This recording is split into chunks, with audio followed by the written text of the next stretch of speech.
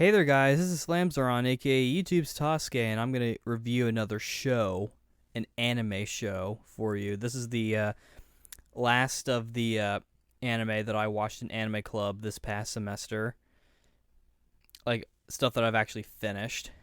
So, I shall review that now, and that show, that anime, is Parasyte the Maxim. This one, I'll go ahead and say, it's kind of like Ring ni Kakero in that it's a newer anime based on a manga from the 80s. Have the Wikipedia page open just in case I don't forget any names or dates. But yeah, the manga ran from 1988 to 1995. And this is a 2014-2015 anime. So, obviously there's going to be some technological differences with it. I think Shinichi's glasses was an add-on from the anime. I'm not sure though. They do show him like using his cell phone and texting and whatnot. And they show his dad using a tablet. So it's a more modern, and the general designs and uniforms are different. They're more modern looking uniforms. If you've read the manga, then you'll know that, like, for example, like the girls, they would wear like the sailor uniforms, whereas in the anime they have like the standard like blazer and such and ribbon and whatnot uniform going on. So this series definitely differs a little bit from the anime. From what I can gather, the general story is told is pretty faithful. I haven't actually read the manga, though I kind of want to be honest. I'd love to give it a try. I know Kodansha did the entire thing, so. But anyway, the story, there are these things, these little parasite things that go around possessing people, cutting off their heads and replacing their heads, and then eating other people and trying to feed and just survive. Well, there's this one that goes into this guy named Shinichi, goes into his arm, but Shinichi, he like feels it and is able to like stop it before it gets to his brain.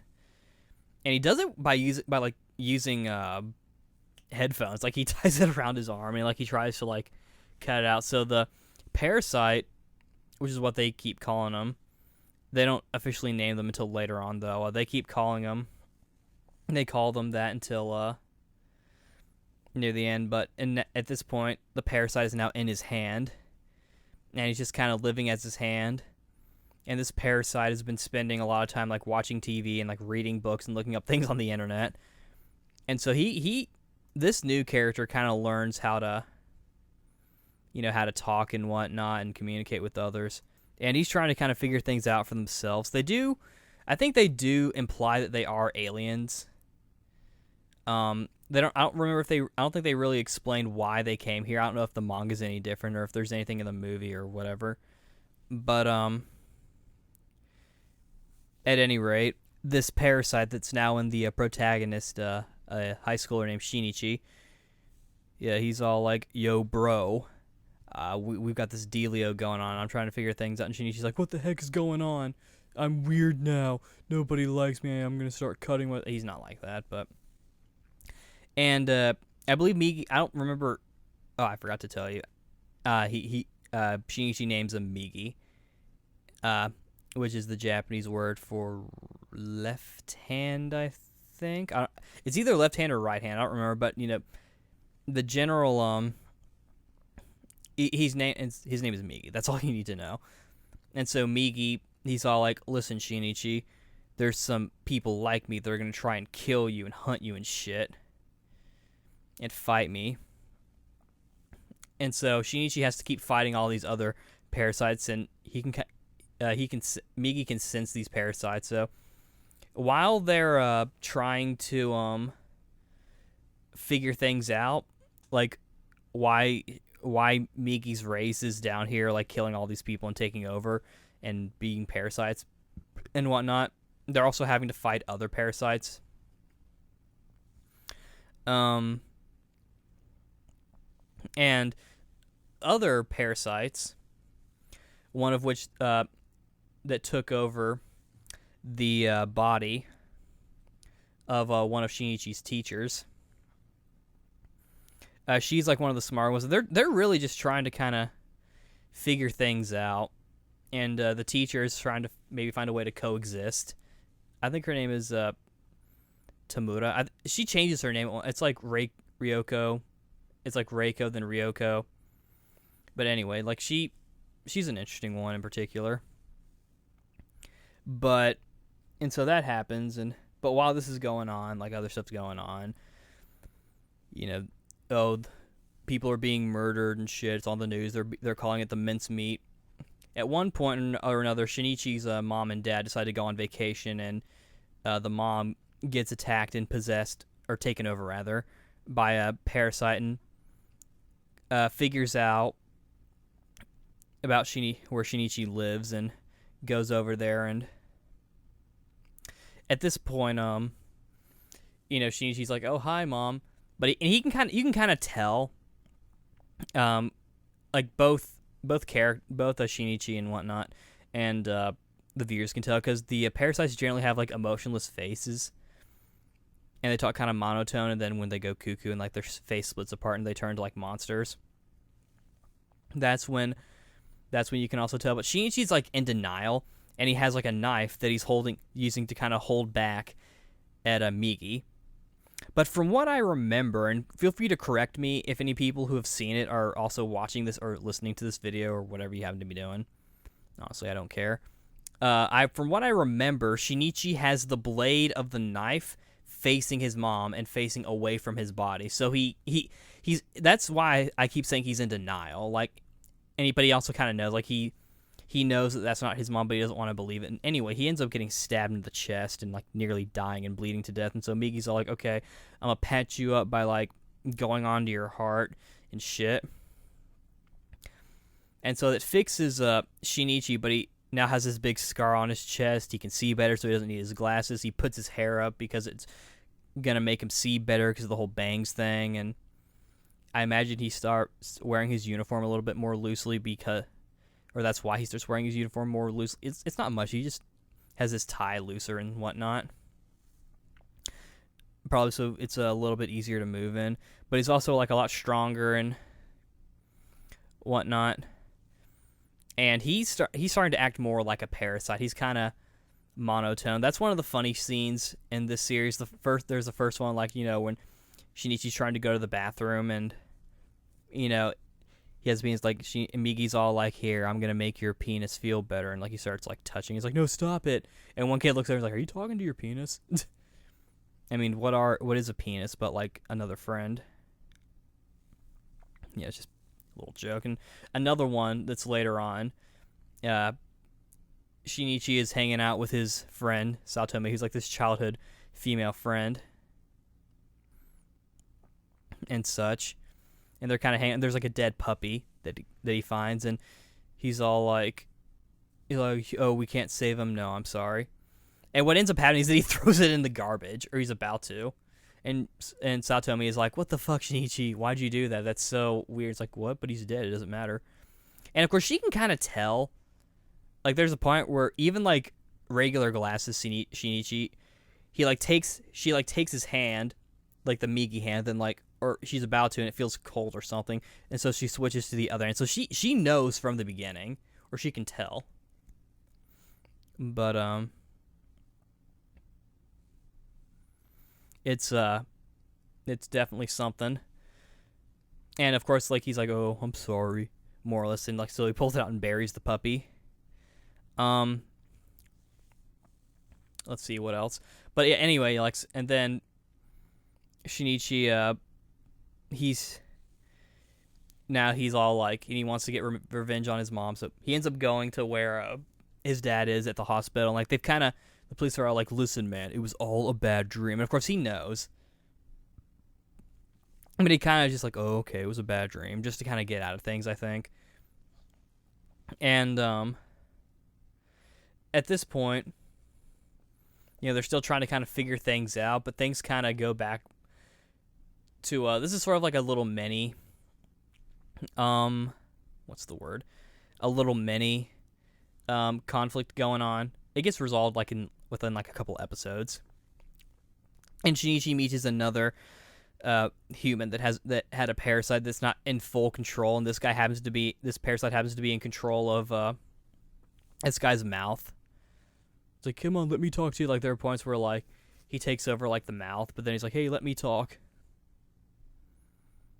It's kind of silly.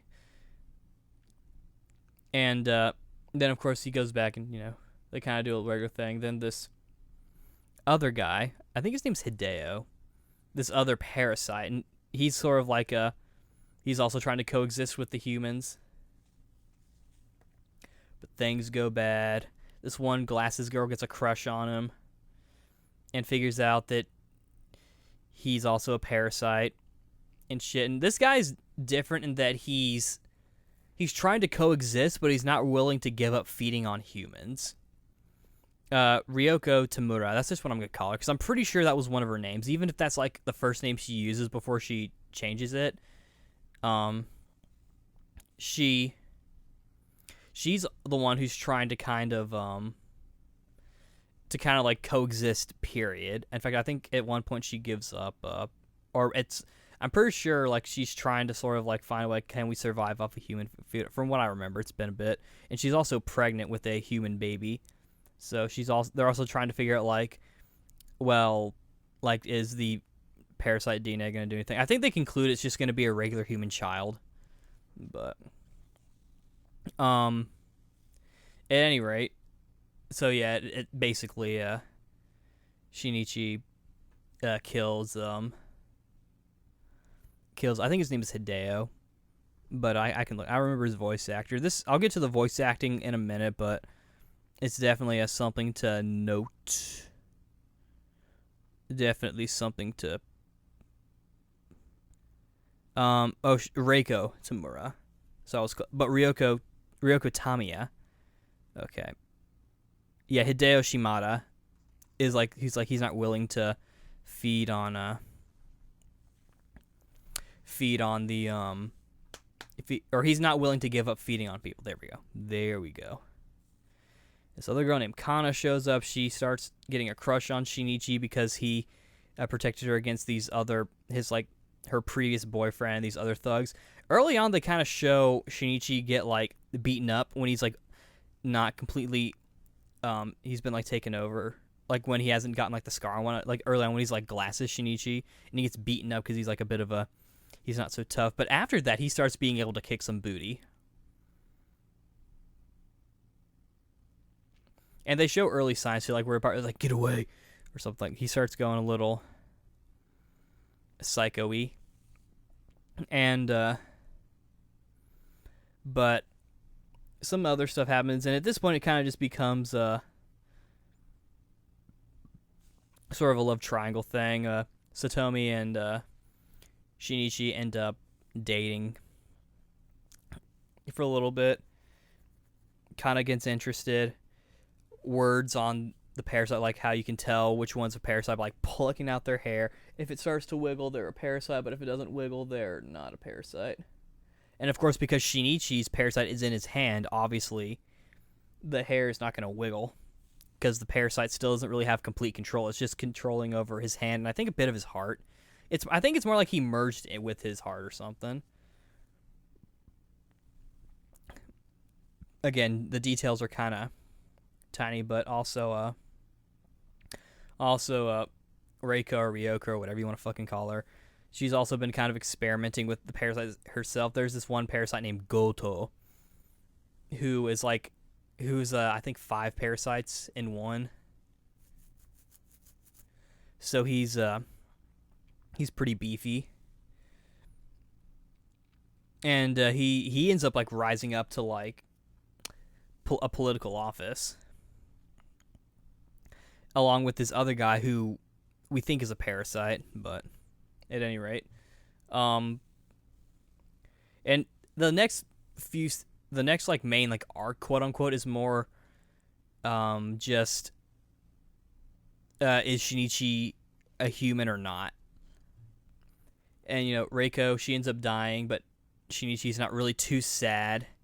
He does get points where like he's getting upset and his chest starts to hurt because obviously like his human heart's like reacting and whatnot. I I would my idea. I don't know if I don't remember if they explain it in the anime or if they do in the manga. But my theory was that his heart was starting to kind of split a little bit from the DNA or whatever part of Migi is inside him. Fuck. Because he's in like chest pain. I'm thinking, okay, there's something going on with his heart. Like, oh, what if the heart's like starting to split a little bit? But basically, there's still a bit of human in Shinichi, because there's like a big massacre that happens at school with Hideo, and so he goes cuckoo. He's or not cuckoo, but he gets upset. Kana dies from mistaking Shinichi for a parasite, because she's had this thing where like she can sense things. I kind of got the impression that she could sense parasites. I think that's what was going on. But I think it was also I think it was also like she could also maybe sense Shinichi because she had a crushy crush on him, and she also did like the whole hair finger thing. But I mean, she ends up dying, and then it's back to more fighting parasites, and and then this whole thing with like like Goto and other stuff, like, oh, is there parasite stuff going on with and like, are they trying to rise to powers? Like, they're still trying to figure stuff out. Like, honestly, the main stuff I remember at this point is like the actual like big parts and the ending. If you ask, now that I think about it, I guess that means the show had a lot of downtime. I mean, obviously each episode had like something to add, and you know, there's still the whole mystery, and it's like I feel like there's like a little piece of things, but I know at the end, of course, Ryoko, getting back to the main thing, has the baby. And she had like this college seminar where about like altruism and whatnot, the whole thing about doing things for others and like how it's present in like animals and whatnot, mainly in humans. And there's a funny scene where they show Ryoko kind of just holding the baby upside down by its foot. And of course, there's the whole thing. There's a thing where like Ryoko just starts maniacally laughing. And there's even one part where she like does like an entire sketch in a way, like when she's sort of like she's like a traitor now. She's kind of side with the humans, so these other parasites like try to kill her, but she escapes by like splitting her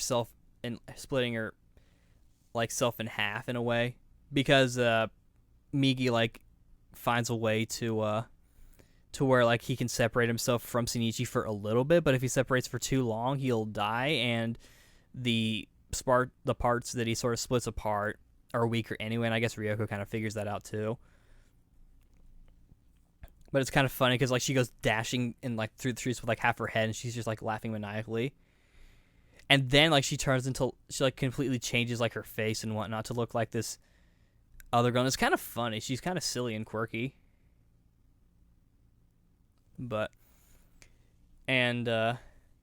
It's really just that she kind of learns more about like human emotion. Like there's even a part where like she's about to get gunned down, and she's like, "Stop it! I'm a human, can't you see?" But it's like, you know, obviously as viewers we know that she's not. And I think it's still like in her eyes she still has like that monotone or that lifeless look in her eye. And it's at that point that Shinichi sort of regains his human side, and he goes back to the way and I actually kind of like this version of Shinichi where he's got like the powers and the look of his post glasses form, where he's got the scar on his chest, but he's also his human self as well, where he has like emotions and whatnot. And at this point, like they're doing like, it's more like an all-out attack on the parasites, and they even hire like this conflict guy who I think was a cannibal or something, or like he's a murderer, and he can like tell who's a parasite and who's not. And like gives like this death stare at Shinichi. He's like trying to intimidate him and whatnot. And of course, all this time, the police and whatnot have been like investigating the whole murders and the parasites and all that beautiful stuff. And you know, it basically just ends up a giant massacre. The guy who was on the side of the parasites, who we thought was a parasite, because one, he looked kind of monotone.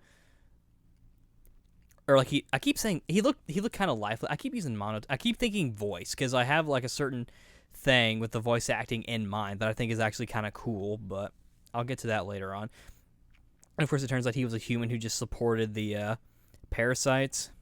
And so yeah, basically, a final battle between Shinichi and Goto as Shinichi gets like sort of chased out of town.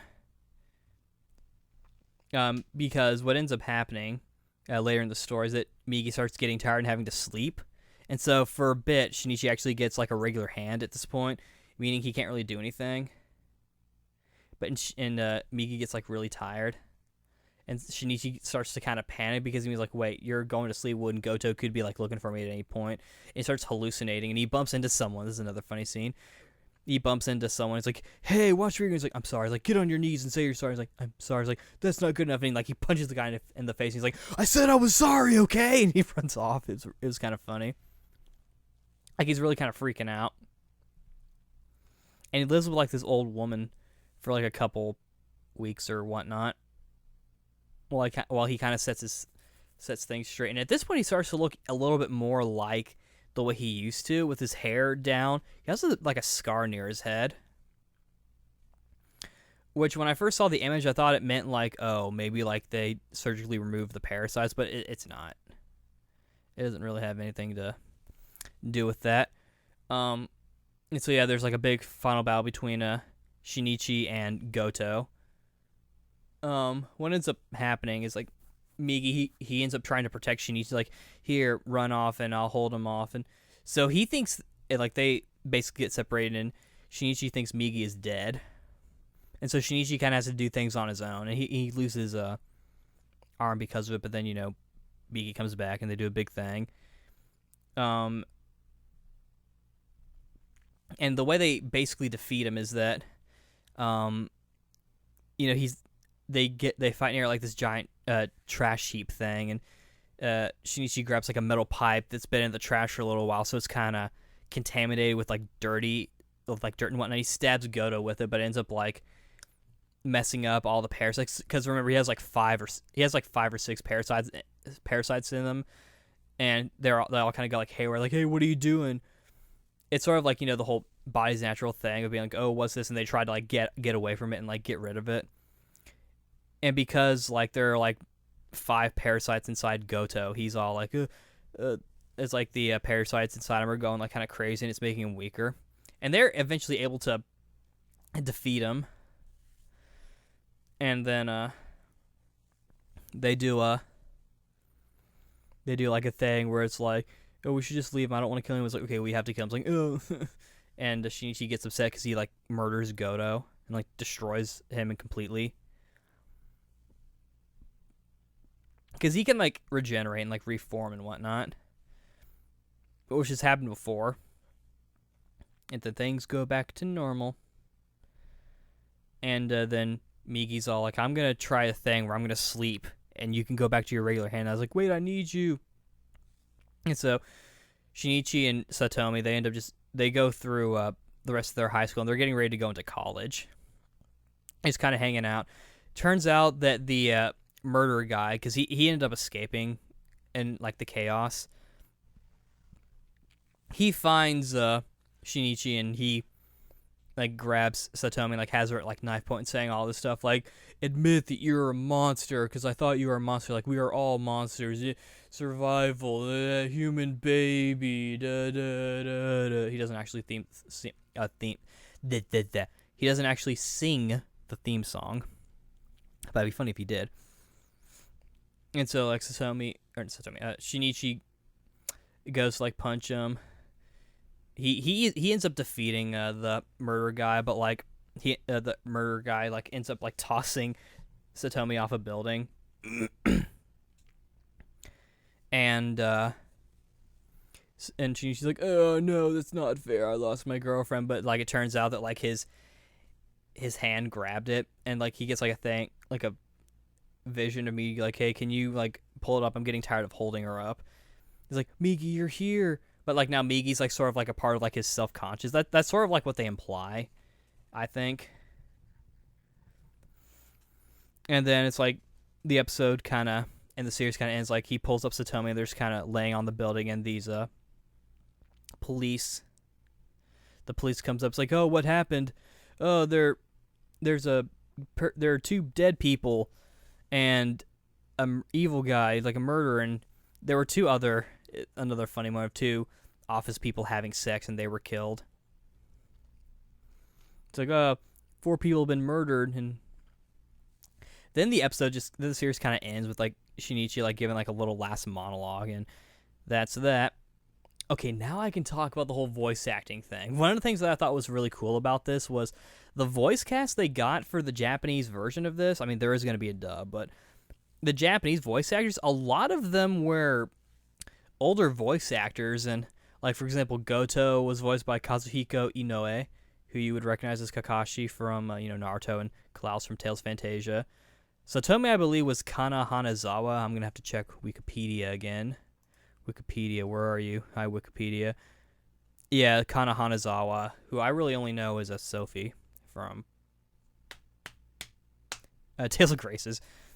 Migi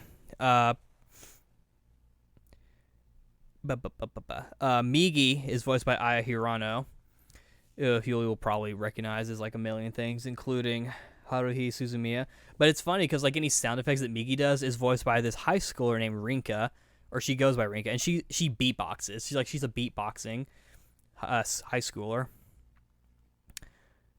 Kana was voiced by Mayuki Sawashiro, who you'll recognize as Mila.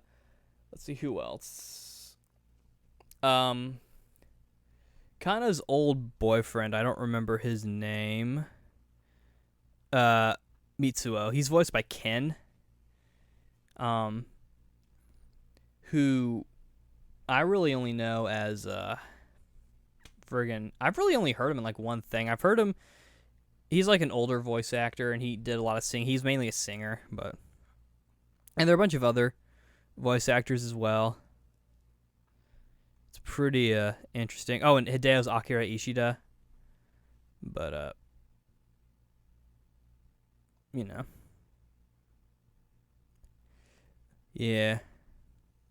It was pretty interesting, I think. Like a lot of, and that's just my observation, like, oh, some of these voice actors, they're kind of older. And I just thought it was kind of interesting, and I thought the thing was they were going to do something with the mom, because like she had a burn mark on her hand, or on her arm, which I thought they were going to try and do a thing like, oh, maybe she had a parasite too, but they explained what happened, like she got burned from like protecting Shinichi against like a pot of hot stuff. And I think that's just thinking back at it, I think that was probably just to reinforce the whole altruism thing. That seems to be a big theme with this, like all doing things for like who are the real monsters, who are just like being selfish and like fighting for survival, and dabba dabba baba beebe booba baba baba a baba beebe baba booba baba, that all that stuff. But I really liked it. I really liked the music. There was, I think in the first two episodes, they used dubstep, and I didn't really like that. But there's one song that's like, I really like that song, and the song that plays when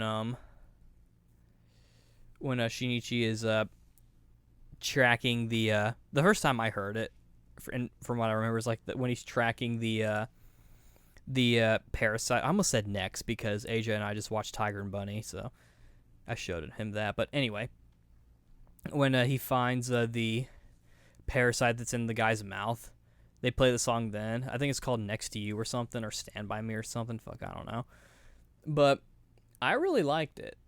I think it was actually really interesting, and it gave me a weird feeling. Like I had this weird sort of like serene feeling. It kind of reminded me of you. I think it had something to do with the setting and the fact that it was based on an older manga. I don't know what it was, but it kind of also sort of inspired me to want to do one of my second novel, which I'll probably work on after I finish Kenra and after I publish that, which will be in about forever. But yeah, I really liked Parasyte, and I might read the manga, and I know there's an English dub. In fact, I think Sentai, who's dubbing it, is going to host auditions at Anime Expo for like extras or something. But yeah, I guess that's really all I have to say on it. I didn't remember too much about the plot, but I'm just glad I was able to get my thoughts. I really liked it, and I thought the story was interesting, and the mystery. I kind of like how they don't really explain everything, and I don't know if there'll be a sequel or not. Probably not, but it was good, and I'd recommend it. And that's more or less all the shows I've watched in the past few months. I am watching some other shows right now, like Dragon Ball Z Kai: The Final Chapters, which is the Buu Saga of Kai. Saint Seiya Soul of Gold, as well as the Asgard arc of the original Saint Seiya. So I'll review those when the time comes, and I'll probably try and finish Danganronpa. I'm going to try and play the game as well, so we'll have to see how things go. But yeah, thanks for watching this super long anime review that is way too long. It's like 31 minutes or so, so I'm going to end it here. Okay, bye. Well, wait, before I go, I do have to mention the sex scene between Shinichi and Satomi when it happened. Like, we all knew it was happening because, like, they were both pretty thirsty, and then they made the love sex, and they banged. Satomi took Shinichi's hot, hard, thick Frank as in, the hot dog. But yeah, it was funny because in Amico we were all like, "Woo! Oh my gosh, sex!" I think that was probably the raunchiest thing we had ever seen, because everything else was just like fan service and like innuendo. Like, this was actually like intercourse. Like, obviously they didn't show much. Like, they didn't show Shinichi's pee-pee go inside Satomi's vagagaga, but it's something. Okay, really, bye now. Okay, go watch it.